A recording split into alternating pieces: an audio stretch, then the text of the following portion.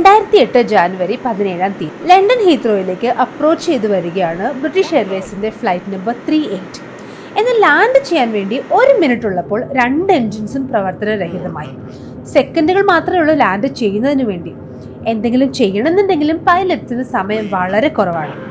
എന്തെങ്കിലും ചെയ്യുന്നതിന് മുൻപ് തന്നെ ബോയിങ് 777 വിമാനം ലണ്ടൻ ഹീത്രോയിൽ റൺവേക്ക് മുൻപ് മണ്ണും ചെളിയും എല്ലാം നിറഞ്ഞ ഒരു ഗ്രൗണ്ടിൽ ഇടിച്ചിറങ്ങുകയുണ്ടായി. ലാൻഡിംഗ് ഗിയർ കൊളാപ്സ് ചെയ്തു. ഫ്യൂവൽ ടാങ്ക്സ് പൊട്ടിത്തെറിച്ചു. എൻജിൻസ് വിമാനത്തിൽ നിന്നും വേർപെട്ടു. ഈ വൈറ്റ് ബോഡി ജെറ്റ് റൺവേയിൽ സ്കിഡായി. വളരെ പെട്ടെന്ന് എമർജൻസി ഇവാക്യുവേഷന് ക്യാപ്റ്റൻ ഓർഡർ കൊടുത്തു. എല്ലാ യാത്രക്കാരും ക്രൂ മെമ്പേഴ്സും ഈ എയർക്രാഫ്റ്റിൽ നിന്നും പുറത്തേക്ക് ചാടി ഓടി രക്ഷപ്പെടുകയും ചെയ്തു. എങ്ങനെയാണ് ഈ എയർക്രാഫ്റ്റ് അപകടത്തിൽപ്പെട്ടത്? 10 മണിക്കൂർ ഫ്ലൈ ചെയ്തിട്ട് ലാൻഡ് ചെയ്യാൻ വേണ്ടി വന്ന ആ ലാസ്റ്റ് 1 മിനിറ്റിൽ എന്താണ് സംഭവിച്ചത്? ഇന്നത്തെ വീഡിയോയിൽ ഞാൻ പറയാൻ പോകുന്നത് ഈ ബ്രിട്ടീഷ് എയർവേസിന്റെ 777 വിമാനത്തിന് എന്ത് സംഭവിച്ചു എന്നുള്ളതാണ്. വീഡിയോ കാണാം. 1974 മുതൽ ബ്രിട്ടീഷ് എയർവേസ് ഒരു വേൾഡ് ക്ലാസ് സേഫ്റ്റി റെക്കോർഡ് തന്നെ മെയിൻറ്റെയിൻ ചെയ്തിട്ടുണ്ട്. ഒരു സിംഗിൾ ഫേറ്റൽ ആക്സിഡന്റ് മാത്രമേ ബ്രിട്ടീഷ് എയർവേസിന് ഉണ്ടായിട്ടുള്ളൂ. അത് 1978 മിഡ് എയർ കൊളീഷൻ ആണ്. ഈ 17 തീയതി ബ്രിട്ടീഷ് എയർവേസ് അന്നത്തെ സ്കെഡ്യൂൾ ചെയ്തിരുന്ന ഫ്ലൈറ്റ് ആയിരുന്നു ബീജിംഗ് ഇന്റർനാഷണൽ എയർപോർട്ടിൽ നിന്നും ലണ്ടൻ ഹീത്രോയിലേക്ക്. ഫ്ലൈറ്റിലുള്ളത് 136 യാത്രക്കാരും 16 ക്രൂ മെമ്പേഴ്സുമാണ്.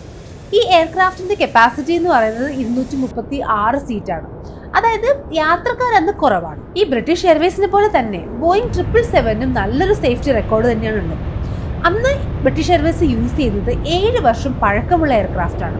ഇത് ഫ്ലൈ ചെയ്യുന്ന സമയത്ത് യാതൊരു രീതിയിലുള്ള ഡിഫക്ട്സും എയർക്രാഫ്റ്റിൽ റിപ്പോർട്ട് ചെയ്തിട്ടില്ല. അതിന് മുമ്പ് ഫ്ലൈ ചെയ്ത പൈലറ്റ്സോ അല്ലെങ്കിൽ എഞ്ചിനീയേഴ്സോ ആരും തന്നെ ഒരു ടെക്നിക്കൽ ഇഷ്യൂസ് ഉള്ളതായിട്ട് പറഞ്ഞിട്ടുമില്ല. അന്ന് എയർക്രാഫ്റ്റ് ഓപ്പറേറ്റ് ചെയ്യുന്നത് വളരെ എക്സ്പീരിയൻസ്ഡ് ആയിട്ടുള്ള 3 പൈലറ്റ്സ് ആണ്. 43 വയസ്സുള്ള ക്യാപ്റ്റൻ 12,700 മണിക്കൂർ കംപ്ലീറ്റ് ചെയ്തിട്ടുണ്ട് ഫ്ലൈയിങ്ങിൽ. അദ്ദേഹത്തിന് ഏകദേശം 20 വർഷത്തെ എക്സ്പീരിയൻസും ഉണ്ട്. ബാക്കിയുള്ള 2 ഫസ്റ്റ് ഓഫീസേഴ്സ് ആണ്. അവർക്ക് 9,000, 5,000 എന്നിങ്ങനെ ഫ്ലൈയിങ് അവേഴ്സ് കംപ്ലീറ്റ് ചെയ്തവരാണ്. ബീജിംഗിൽ നിന്നും അന്നത്തെ ഫ്ലൈയിങ് ടൈം എന്ന് പറയുന്നത് 10 മണിക്കൂറാണ്. ഈ എയർക്രാഫ്റ്റ് വരുന്നത് ചൈന പാസ് ചെയ്ത് കഴിഞ്ഞിട്ടുണ്ടെങ്കിൽ പിന്നീട് റഷ്യ, അത് കഴിഞ്ഞിട്ട് സ്കാൻഡിനേവിയൻ കൺട്രീസ്, ഇത് കഴിഞ്ഞാണ് ലണ്ടൻ ഹീത്രോയിലേക്ക് ഇവർക്ക് ലാൻഡ് ചെയ്യേണ്ടത്. അതായത് ഈ 10 മണിക്കൂറിനുള്ളിൽ ഈ പൈലറ്റ്സ് ഉൾപ്പെടെ 3 പേരും ഷിഫ്റ്റിൽ റെസ്റ്റ് എടുക്കുന്നതും ഉണ്ടായിരിക്കും. എന്നാൽ ടേക്ക് ഓഫിനും ലാൻഡിങ്ങിനും ഈ 3 പൈലറ്റ്സും കോക്പിറ്റിൽ ഉണ്ടായിരിക്കണം. അതാണ് ബ്രിട്ടീഷ് എയർവേസിന്റെ റൂൾ. ഓരോ ഫ്ലൈറ്റിന് മുൻപും പൈലറ്റ്സിന് വെതർ അപ്ഡേറ്റ്സ് ലഭിക്കാറുണ്ട്.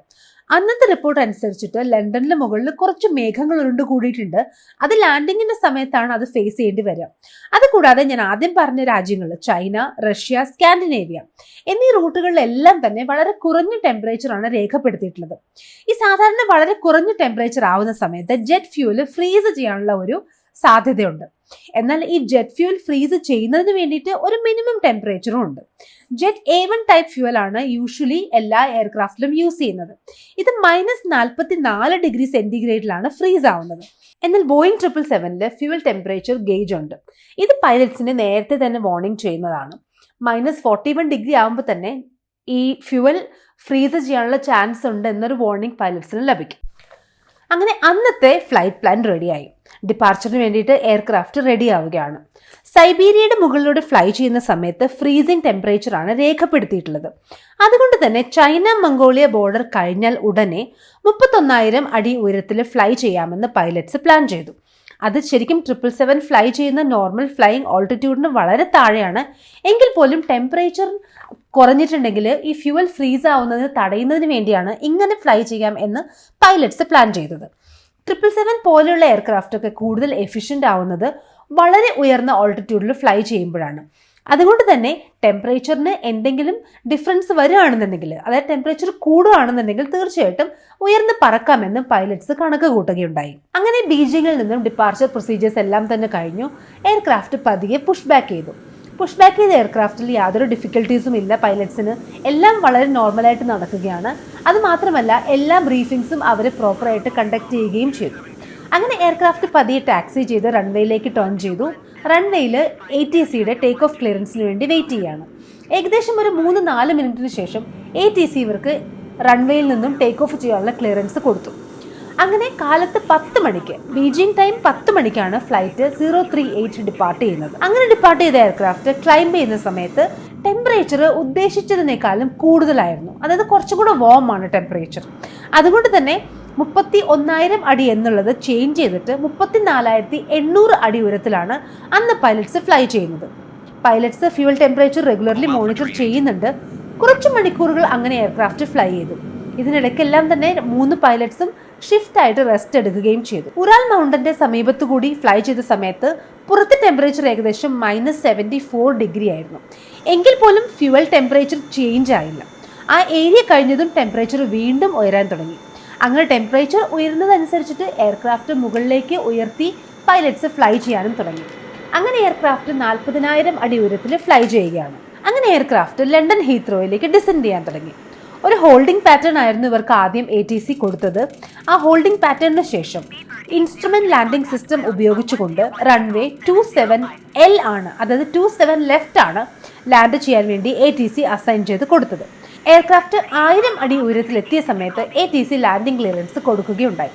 അങ്ങനെ എയർക്രാഫ്റ്റ് വീണ്ടും താഴേക്ക് ഫ്ലൈ ചെയ്ത് വരികയാണ്. 800 അടി ഉയരത്തിലെത്തിയ സമയത്ത് ക്യാപ്റ്റൻ ഫസ്റ്റ് ഓഫീസറിന് കൺട്രോൾ നൽകുകയുണ്ടായി. ഇതിന്റെ പ്രധാനപ്പെട്ട ഒരു കാരണം മാനുവൽ ലാൻഡിങ്ങിന് എക്സ്പീരിയൻസ് ലഭിക്കുന്നതിന് വേണ്ടിയാണ് അങ്ങനെ നൽകിയത്. ഈ ഫസ്റ്റ് ഓഫീസറും ക്യാപ്റ്റനും എല്ലാം തന്നെ എക്സ്പീരിയൻസ് ഉള്ളവരാണ്. എങ്കിൽ പോലും സാധാരണ ഡൊമസ്റ്റിക് ഫ്ലൈറ്റ് ചെയ്യുന്നത് പോലെയല്ല ഇന്റർനാഷണൽ ഫ്ലൈറ്റ് ചെയ്യുന്നത്. ഒരു ഫ്ലൈറ്റിൽ ഒരു ലാൻഡിങ്ങും ഒരു ടേക്ക് ഓഫും മാത്രമേ ഉണ്ടാവൂ ലോങ് ഹോൾ ഫ്ലൈറ്റ് ആകുമ്പോൾ. അങ്ങനെ കണ്ടിന്യൂസ് ആയിട്ട് ഈ ലോങ് ഹോൾ ഫ്ലൈറ്റ് ചെയ്യുന്ന പൈലറ്റ്സ് ആണെന്നുണ്ടെങ്കിൽ അവർക്ക് ഈ മാനുവൽ ലാൻഡിങ് ചെയ്യുന്നതിൻ്റെ എക്സ്പീരിയൻസ് വളരെ കുറവായിരിക്കും കൂടുതൽ ഡൊമസ്റ്റിക് സെക്ടർ ഫ്ലൈ ചെയ്യുന്ന പൈലറ്റ്സിനെ അപേക്ഷിച്ച്. അതുകൊണ്ട് തന്നെയാണ് ഫസ്റ്റ് ഓഫീസറിന് ക്യാപ്റ്റൻ കൺട്രോൾ നൽകിയത്. അദ്ദേഹത്തിന് കുറച്ചുകൂടി മാനുവൽ ലാൻഡിങ്ങിൽ എക്സ്പീരിയൻസ് ഉണ്ടാകട്ടെ എന്ന് ക്യാപ്റ്റൻ ആ സമയത്ത് കരുതുകയുണ്ടായി. അങ്ങനെ കൺട്രോൾ ലഭിച്ച ഉടനെ തന്നെ ഫസ്റ്റ് ഓഫീസർ ആദ്യം ചെയ്തത് ഓട്ടോ പൈലറ്റ് ഡിസ്കണക്ട് ചെയ്തു. മാനുവലായിട്ട് എയർക്രാഫ്റ്റ് ലാൻഡ് ചെയ്യാൻ വേണ്ടി തുടങ്ങി. ഈ സമയത്ത് എയർക്രാഫ്റ്റിന്റെ ത്രസ്റ്റ് കൂട്ടാൻ വേണ്ടിയുള്ള 4 സെപ്പറേറ്റ് കമാൻഡ് കോക്പിറ്റിൽ വന്നിരുന്നു. അത് എക്സ്പെക്ട് ചെയ്തതായിരുന്നില്ല, അല്ലെങ്കിൽ അത് നോർമലായിട്ടുള്ളൊരു സംഭവം ആയിരുന്നില്ല. എങ്കിൽ പൈലറ്റ്സിന് അത് പ്രത്യേകമായിട്ടൊന്നും തോന്നിയില്ല, അല്ലെങ്കിൽ അതിന് പ്രത്യേകമായിട്ടുള്ളൊരു ആക്ഷനൊന്നും അവരതിനു വേണ്ടി എടുത്തതുമില്ല. സെക്കൻഡുകൾക്കുള്ളിലാണ് വലതുവശത്തെ എൻജിൻ ഐഡൽ പൊസിഷനിലേക്ക് പോകുന്നത്. അതായത് എൻജിൻ റൺ ചെയ്യുന്നുണ്ട്, പക്ഷെ എൻജിനിൽ നിന്നും ലാൻഡിങ്ങിന് വേണ്ടിയിട്ടുള്ള ആവശ്യമായിട്ടുള്ള ത്രസ്റ്റ് ലഭിക്കുന്നില്ല. അതിന്റെ കാരണം മനസ്സിലാക്കാൻ ഫസ്റ്റ് ഓഫീസറിന് കഴിയുന്നതിന് മുൻപ് തന്നെ രണ്ടാമത്തെ എൻജിനും ഇതേ അവസ്ഥയിലായി മാറുകയുണ്ടായി. ഈ സമയമായപ്പോഴേക്കും എയർക്രാഫ്റ്റ് 500 അടി ഉയരത്തിൽ എത്തിക്കഴിഞ്ഞിരുന്നു.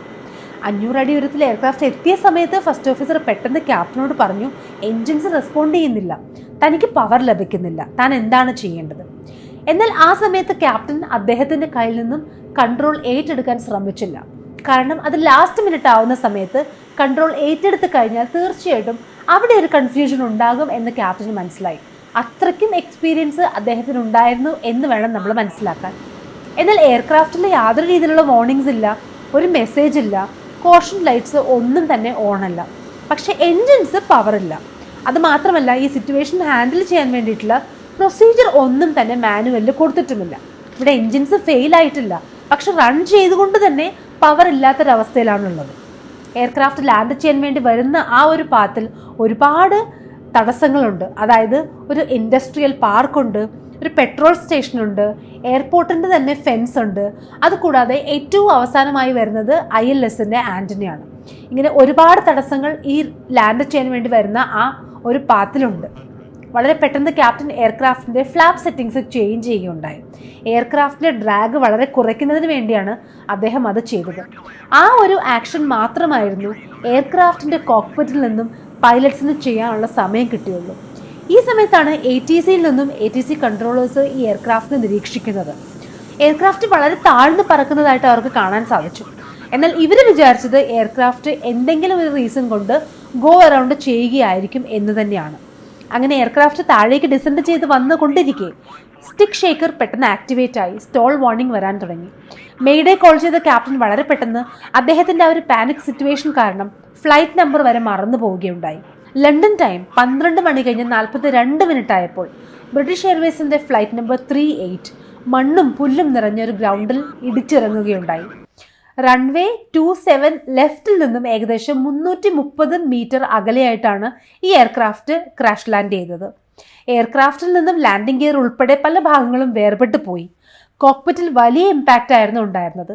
പൈലറ്റ്സ് ആദ്യം വിചാരിച്ചത് എയർക്രാഫ്റ്റിന്റെ ടെയിൽ ഭാഗം വേർപെട്ടു പോയി എന്നാണ്. പാസഞ്ചേഴ്സിന് വളരെ രീതിയിലുള്ള സീരിയസ് ആയിട്ടുള്ള ഇഞ്ചുറീസ് സംഭവിച്ചിട്ടുണ്ടാകാം എന്നും പൈലറ്റ്സ് വിചാരിച്ചു. എന്നാൽ ക്യാബിനിൽ അത്ഭുതകരമായിട്ട് പാസഞ്ചേഴ്സിന് മനസ്സിലായി എയർക്രാഫ്റ്റ് ലാൻഡ് ചെയ്തു, എന്നാൽ ഒരു ഹാർഡ് ലാൻഡിംഗ് ആണെന്ന് അവർ വിചാരിച്ചു.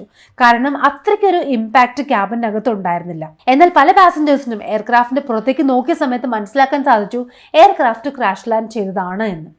ഇവാക്യുവേഷൻ കമാൻഡ്സ് എല്ലാം തന്നെ വളരെ പെട്ടെന്ന് ക്യാപ്റ്റൻ നൽകി. എയർക്രാഫ്റ്റിന് ഡാമേജ് കണ്ട സമയത്ത് യാത്രക്കാർക്ക് കുറച്ചു പേർക്കെങ്കിലും അപകടം സംഭവിച്ചിരിക്കാം എന്നാണ് പൈലറ്റ്സ് കരുതിയത്. എയർക്രാഫ്റ്റിന്റെ ഫ്യൂവൽ ലീക്ക് ആവുന്നുണ്ട്, ഓക്സിജൻ സിസ്റ്റം തകർന്ന് ഓക്സിജൻ വരെ ലീക്ക് ആവുകയാണ്. എന്നാൽ ഇതൊന്നും തന്നെ ഭാഗ്യം കൊണ്ട് കത്തിയില്ല. എല്ലാ യാത്രക്കാരും ക്രൂ മെമ്പേഴ്സും വളരെ പെട്ടെന്ന് എയർക്രാഫ്റ്റിൽ നിന്നും ഇവാക്യുവേറ്റ് ചെയ്തു. ഒരു യാത്രക്കാരന്റെ കാൽ ഒടിഞ്ഞു തൂങ്ങി എന്നുള്ളതല്ലാതെ ബാക്കി സീരിയസ് ആയിട്ടുള്ള ഇഞ്ചുറീസ് ഒന്നും തന്നെ ഈ എയർക്രാഫ്റ്റിലെ യാതൊരു പാസഞ്ചേഴ്സിനും ഉണ്ടായതുമില്ല. പിന്നീടാണ് ഇൻവെസ്റ്റിഗേഷൻ സ്റ്റാർട്ട് ചെയ്തത്. ബോയിങ്ങിനെ സംബന്ധിച്ചിടത്തോളം ഇത് വളരെയധികം വലിയൊരു ഇൻവെസ്റ്റിഗേഷൻ തന്നെയായിരുന്നു.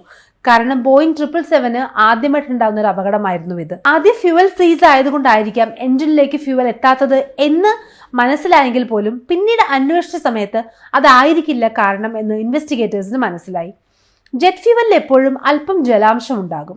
ഈ ജലാംശമായിരിക്കാം ഫ്രീസ് ആയത് എന്നൊരു സംശയം തോന്നിയവര് പിന്നീട് സെയിം സിറ്റുവേഷൻ തന്നെ റീക്രിയേറ്റ് ചെയ്ത് നോക്കുകയുണ്ടായി. അപ്പോഴാണ് എന്താണ് സംഭവിച്ചത് എന്ന് ഇവർക്ക് മനസ്സിലായത്. ബീജിംഗിൽ നിന്നും എയർക്രാഫ്റ്റ് ടേക്ക് ഓഫ് ചെയ്തു. അതിനുശേഷം ഈ ഫ്യൂവലിലുള്ള വാട്ടർ കണ്ടന്റ് ആണ് ഫ്രീസ് ആയത്. ഫ്യൂവൽ ലൈനിൽ പറ്റിപ്പിടിക്കുകയും ചെയ്തു. ഇതുമൂലമാണ് ഫ്യൂവൽ ഫ്ലോ തടസ്സപ്പെട്ടത്. എഞ്ചിനിലേക്ക് വളരെ കുറച്ച് ഇന്ധനം മാത്രമാണ് ഒഴുകിയെത്തിയത്. അതായിരുന്നു എഞ്ചിൻ റൺ ചെയ്യുന്നുണ്ടെങ്കിൽ പോലും എഞ്ചിന് പവർ ഇല്ലാതെ പോയത്. പാസഞ്ചേഴ്സിന്റെ കംഫർട്ടിന് വേണ്ടി വളരെ സമയം എയർക്രാഫ്റ്റ് മുകളിലേക്ക് ഉയർത്തി ഫ്ലൈ ചെയ്യുകയും ചെയ്തിരുന്നു.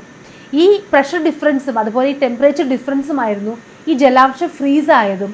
അതുപോലെ തന്നെ ഈ ജലാംശം ഫ്രീസ് ആയി കഴിഞ്ഞിട്ട് അത് ഫ്യൂവൽ ലൈനിൽ പറ്റിപ്പിടിച്ച കാരണം കൊണ്ട് ഇന്ധനം ശരിയായിട്ട് എഞ്ചിനിലേക്ക് വരാതിരിക്കുകയും ചെയ്തത്. എന്നാൽ ഇൻവെസ്റ്റിഗേറ്റേഴ്സ് അവരുടെ ഇൻവെസ്റ്റിഗേഷൻ റിപ്പോർട്ടിൽ പൈലറ്റ്സിനെ പ്രശംസിക്കുകയുണ്ടായി. ഏറ്റവും ആദ്യം അവർ പറഞ്ഞ കാര്യം ക്യാപ്റ്റൻ കൺട്രോൾ ഏറ്റെടുക്കാൻ ശ്രമിച്ചില്ല എന്ന് തന്നെയായിരുന്നു.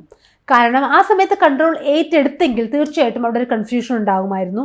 അത് മാത്രമല്ല ഫസ്റ്റ് ഓഫീസറിന് ഈ കൺട്രോൾ ഉള്ളത് കൊണ്ട് തന്നെ അദ്ദേഹത്തിന് പ്രോപ്പറായിട്ട് എയർക്രാഫ്റ്റ് ഫ്ലൈ ചെയ്യാനും വളരെ സക്സസ്ഫുള്ളി അദ്ദേഹത്തിന് എയർക്രാഫ്റ്റ് ലാൻഡ് ചെയ്യാനും സാധിച്ചു. ഇങ്ങനെ ചെയ്തത് തീർച്ചയായിട്ടും ആ പൈലറ്റ്സിന്റെ എക്സ്പീരിയൻസ് ഒന്നുകൊണ്ട് മാത്രമാണ്.